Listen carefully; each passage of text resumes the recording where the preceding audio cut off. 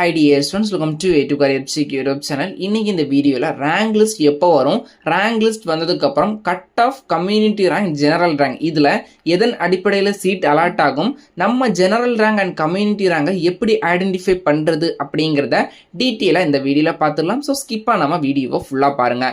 நம்ம பேராமெடிக்கல் கவுன்சிலிங்கை பொறுத்த வரைக்கும் இப்போ டிகிரி கோர்சஸ்க்கான அப்ளிகேஷன் அப்படிங்கிறது இன்னையோட க்ளோஸ் ஆக போகுது. 12/7/2025 இன்னைக்கு தான் லாஸ்ட் டேட் அப்படிங்கிறத கொடுத்துருந்தாங்க. ஸோ இன்னைக்கு மாலை 5 மணியோட க்ளோஸ் ஆகிருக்கும்.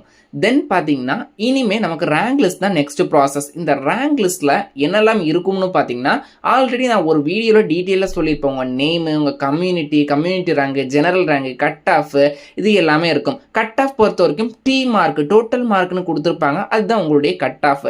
ஸோ இதில் உங்கள் கம்யூனிட்டி ரேங்கை பார்த்தீங்கன்னா அதிலே கொடுத்துருப்பாங்க கம்யூனிட்டி ரேங்க் என்ன அப்படின்னு. இப்போ எக்ஸாம்பிளுக்கு பார்த்தீங்கன்னா பிசி கேட்டகரி எடுத்துக்கிறேன். அந்த ஸ்டூடெண்டுடைய கட் ஆஃப் பார்த்தீங்கன்னா 200. அப்போ அவங்க கம்யூனிட்டி ரேங்கும் பார்த்தீங்கன்னா 1 வரும். அதே டைமில் பார்த்தீங்கன்னா இன்னொரு ஸ்டூடெண்ட் எடுத்துக்கலாம். அதே கம்யூனிட்டியில் 199 எடுக்கிறாங்க அப்படின்னா அவங்களுடைய கம்யூனிட்டி ரேங்க் 2. அந்த கம்யூனிட்டியில் அவங்க எத்தனாவது ரேஞ்சில் இருக்கிறாங்க அப்படிங்கிறத குறிக்கிறது அந்த கம்யூனிட்டி ரேங்க். எதன் அடிப்படையில் சீட் அலாட் ஆகும் அப்படின்னு பார்த்துட்டீங்கன்னா உங்களுடைய கம்யூனிட்டி ரேங்க் பேஸ் பண்ணி தான் பார்த்தீங்கன்னா மோஸ்ட்லி சீட் அப்படிங்கிறது அலாட் ஆகும். ஏன்னா ஒரு காலேஜ் எடுத்துட்டா அந்த காலேஜில் எத்தனை கம்யூனிட்டி சீட் இருக்குன்னு பார்ப்பாங்க. எக்ஸாம்பிளுக்கு எஸ்சி கேட்டகரிக்கு 10 சீட் இருக்குது. எக்ஸாம்பிளுக்கு சொல்கிறேன் 10 சீட் இருக்குதுன்னா அந்த கம்யூனிட்டி ரேங்க் பேஸ் அடிப்படையில் பார்த்தீங்கன்னா cut off community rank base அடிப்படையில் தான் பார்த்தீங்கன்னா உங்களுக்கான சீட்ஸ் அப்படிங்கிறது அலாட் ஆகும். ஸோ இதை ஞாபகத்தில் வச்சுக்கோங்க. இதுவே ஓப்பன் கேட்டகரி ஸ்டூடெண்ட்ஸாக இருந்தீங்க அப்படின்னா உங்களுக்கான ஜெனரல் ரேங்க் அடிப்படையில் பார்த்தீங்கன்னா சீட்ஸ் அப்படிங்கிறது அலாட் ஆகும்.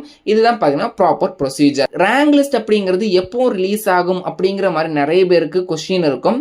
மோஸ்ட்லி பார்த்தீங்கன்னா ஜூலை லாஸ்ட் வீக் இல்லைன்னா ஆகஸ்ட் ஃபர்ஸ்ட் வீக்குள்ள ரிலீஸ் ஆகிறதுக்கான சான்சஸ் அப்படிங்கிறது இருக்குது.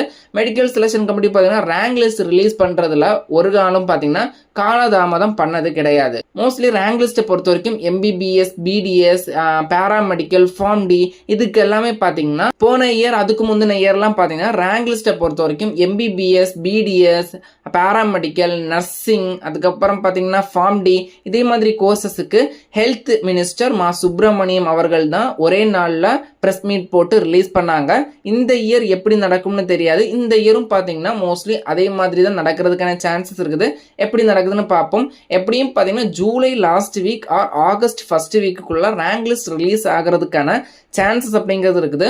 ஸோ ரேங்க் லிஸ்ட் வந்ததுக்கு அப்புறம் பார்த்தீங்கன்னா உங்களுடைய ரேங்க் எவ்வளோ அப்படிங்கிறத நோட் பண்ணிட்டு நெக்ஸ்ட் ப்ரீவியஸ் இயரில் என்ன மாதிரி கட் ஆஃப்க்கு சீட் அலாட் ஆகிருக்குது, என்ன மாதிரி ரேங்குக்கு சீட் அலாட் ஆகிருக்குது அப்படிங்கிறத நோட் பண்ணி உங்களுக்கான சாய்ஸ் லிஸ்ட் அப்படிங்கிறத ரெடி பண்ணிக்கோங்க.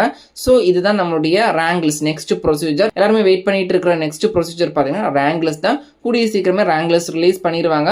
ஸோ இதே மாதிரி கவுன்சிலிங் ரிலேட்டட் இன்ஃபர்மேஷனுக்கு பார்த்தீங்கன்னா நம்ம பேஜை மறக்காம ஃபாலோ பண்ணிக்கோங்க. ஸோ இதே மாதிரி கவுன்சிலிங் ரிலேட்டட் இன்ஃபர்மேஷனுக்கு பார்த்தீங்கன்னா A2 Career Check யூடியூப் சேனலை மறக்காம சப்ஸ்கிரைப் பண்ணிக்கோங்க. வாட்ஸ்அப், டெலிகிராம், இன்ஸ்டாகிராம் பேஜையுமே ஃபாலோ பண்ணிக்கோங்க.